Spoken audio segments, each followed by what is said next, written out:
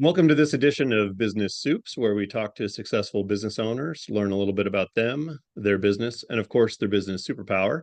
Today, I am joined by Joanna Lundberg from CycleBar. Joanna, thanks so much for being here. Thank you for having me. I'm excited to be here. Oh, you're very welcome. So let's jump right into it. Why don't you tell us a little bit about yourself? Tell us a little bit about CycleBar. What's the origin story? Yeah, we've had CycleBar open in South Tulsa and a second location on Cherry Street for 6 years now, 6.5 years. So for a while, we opened South Tulsa first and then Cherry Street about 3 years ago.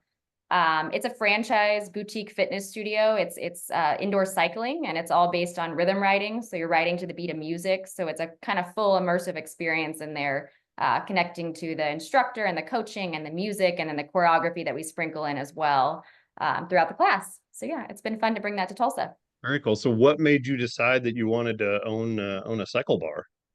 Yes, I'm very passionate about fitness and different workouts and finding kind of what's good for your mental and physical health. We lived in New York City for a long time.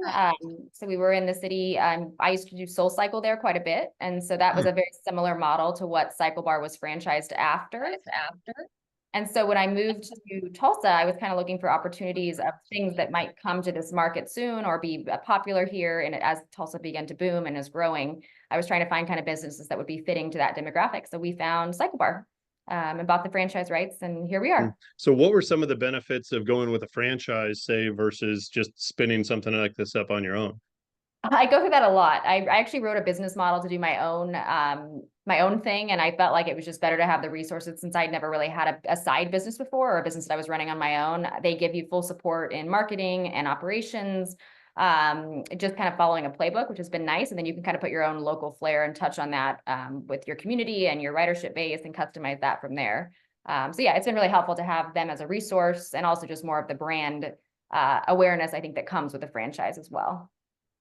Yeah, and you make a great point. That brand awareness is nice, but also kind of, for lack of a better term, getting that business in a box to be able to start off, because so many people start a business and have no idea what direction they want to take or how they're Yes. going to get there. So that is Exactly. helpful. Ironically, when we first opened our first location 6.5 years ago, our cycle bar, the company, was just bought out. And so literally it was the month we were opening. And so it was transitional. So we didn't have a playbook and we didn't have all that because they were rebuilding it and Oh, rewiring wow. it. So we really had to that first year kind of figure it out on our own as cycle bar was kind of being Mhm. like rebuilt and putting those pieces together. So I would say we weren't as beneficial as we would have thought it would have been at that first year. We had to figure it out ourselves and learn, but now it's been great to have that structure and formatting from them.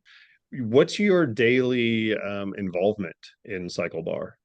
Yeah, so I have a full-time job that I do, technology sales. It's kind of my day job. That's my career. I've always been in digital marketing and publishing, and it's evolved over the years. So this has been a passion project for me. It's never been something that necessarily was a supporting income for us. It was more of just kind of filling my cup on the side with passions and interests. So I have a great management team. So they really run the day-to-day from that standpoint and kind of are the middleman between corporate and me. And I try to make sure that they're following the right procedures and operations and up to my standards and set the goals, but really I let them kind of operate the day to day. So they know my expectations, they know my processes, but they are the ones that really are implementing those.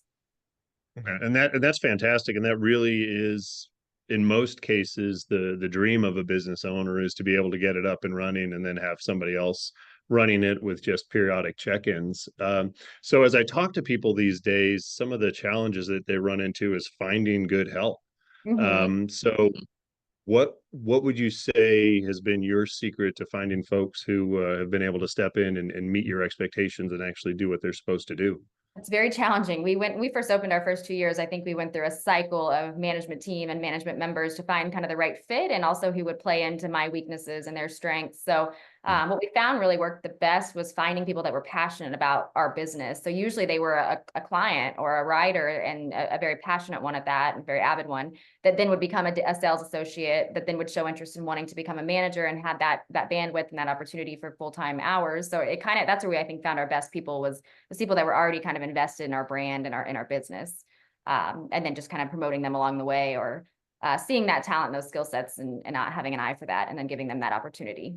Yeah, and I think you make a great point there too. When people are passionate and excited about coming to work and doing what they do, it just makes life so much easier.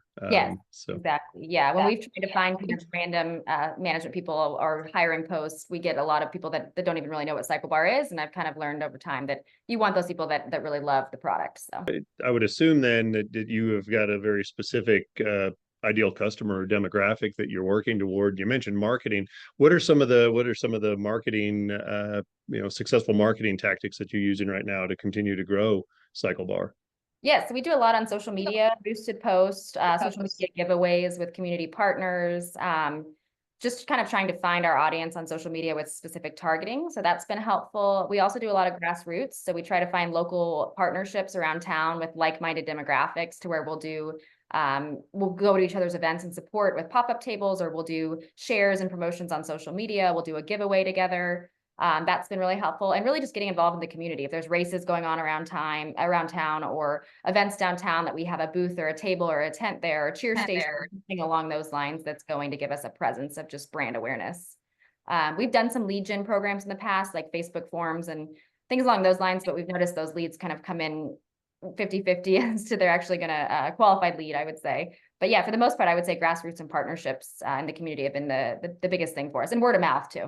Well, and I love what you said there as far as partnerships, because that's just such a great way to grow your business organically by letting somebody else do the work to get a database that Mhm. fits, the demographic that you're looking for, and finding somebody who's in a non-competing business where you can kind of share those opportunities with one another is just such a great, a great win-win opportunity there. Yeah, we're all about kind of cross promoting and supporting local businesses. It's hard. It's a hard market, and so anything we can do to bring them into our studio or into our database and give them exposure, they're willing to then do that for us as well. We also have a big charity platform, so I think that's been big for us in Tulsa. So it's called Cycle Gives. So we allow organizations to come use our studio for fundraising. So they will come host an event at our studio and have like a private fundraising class, and they sell tickets to it. And so they sell basically seats to the bikes, and then people get to come have an experience there. But then also all those profits go back to the charity too. So that's been a good way just to kind of support the community, but also get new people in as well. Mhm. That's fantastic, and I love the abundance mentality as well. That's great. Being able to give back. So here's the question that started this whole thing off. What would you say is your business superpower? Oh, oh my gosh. I would say really finding the right team and empowering them to run. I feel like in the past I would micromanage or want things done my way. And I learned over time that really I need to let them shine in an area that maybe I don't, and then, help them in an area that maybe they need help in or support in. So really just kind of not getting in the weeds too much. Setting expectations and communication, but also letting them kind of have their way of doing things, and learning that for themselves as well. But yeah, I mean, I would just say having a team, really, I couldn't do it without the team. I'm not up there all day, every day by any means. And they're the ones that represent the brand and the business and the community. So just finding those right people and really empowering them to run with it, I think has been really important for us. And that's another great point I think you bring up there, that the more you want to grow and the more you want to be able to step away from the business, the more you're going to have to be willing to give up some control. Yes. And there are so many people out there who don't want to do that, or they try to go out and they try to hire Hard. themselves. It Mhm. is. It is. Yeah. It's what was I think it was Ronald Reagan. I'm dating myself here, trust but verify. So get the right people in place, tell them what you expect, and then have some systems in place to be able to make sure that they're doing what they're supposed to do, and then get out of their way. And Yeah. that's a great formula for Yeah, success. exactly. I mean, when a customer walks in, they're meeting that desk associate, they're meeting that instructor, and those are the touch points, not me. I'm Mhm. not known as the face of it. So just making sure you have the right people in those seats, I think it's been important. And that's really where we've had our best success is building that infrastructure. Last question here. What piece of advice would you have for other business owners? Oh, I would say stick with it. The first year is hard, highs and lows and profitability and lack of profitability and seasonality. There were so many times I feel like a few months in where I was like, what did we do? And then I think once you get to that year and a half mark, you start to really figure it out, and you start to have those systems and processes in place, and you have some learnings of what worked and didn't work. So I would just say, if you can, stick with it, learn, use that as kind of a year that is going to be a little hectic and crazy, and absorb as much as you can. But then once you get past that, I promise it can be a smoother sailing at that point.